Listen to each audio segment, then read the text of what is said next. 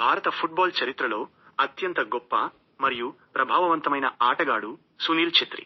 ఆయన 1984 ఆగస్టు 3న సికింద్రాబాద్లో జన్మించారు. సునీల్ ఛెత్రి తండ్రి పేరు కె. ఛెత్రి. ఈయన భారత సైన్యంలోని electronics and mechanical engineers EME దళంలో అధికారిగా పనిచేసేవారు మరియు భారత ఆర్మీ ఫుట్బాల్ జట్టు తరపున కూడా ఆడారు.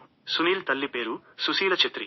ఈమె నేపాల్ మహిళల జాతీయ ఫుట్బాల్ జట్టుకు కూడా ప్రాతినిధ్యం వహించారు. దాంతో చిన్నప్పటి నుంచే సునీల్ కి ఫుట్బాల్ రక్తంలోనే ఉంది. తండ్రి ఉద్యోగరీత్యా తరచుగా బదిలీలు కావడంతో సునీల్ తన బాల్యం మరియు విద్యాభ్యాసాన్ని దేశంలోని వివిధ ప్రాంతాలలో గడిపారు.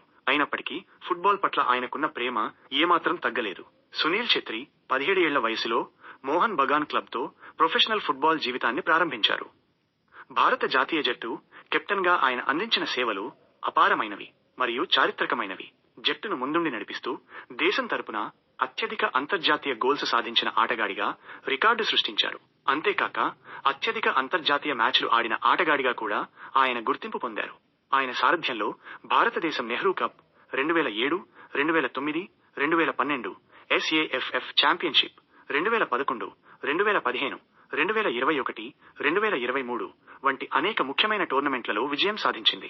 ముఖ్యంగా 2008లో భారతదేశం AFC ఛాలెంజ్ కప్ గెలవడంలో ఆయన కీలక పాత్ర పోషించారు.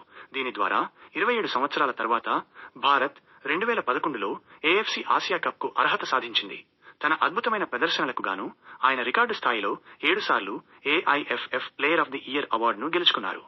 భారత ప్రభుత్వం ఆయన సేవలకు గాను అర్జున అవార్డు 2011, పద్మశ్రీ 2019 మరియు దేశంలో క్రీడాకారులకు ఇచ్చే అత్యున్నత పురస్కారమైన ఖేల్ రత్న అవార్డు 2021తో సత్కరించింది. ఫుట్బాల్ స్థాయిని పెంచడానికి అభిమానులకు స్టేడియానికి వచ్చి మద్దతు ఇవ్వాలని ఆయన చేసిన విజ్ఞప్తులు భారత ఫుట్బాల్ పట్ల ఆయనకున్న అపారమైన ప్రేమను తెలియజేస్తాయి. భారత ఫుట్బాల్ చరిత్రలో ఛెత్రి ఒక దిగ్గజంగా నిలిచారు.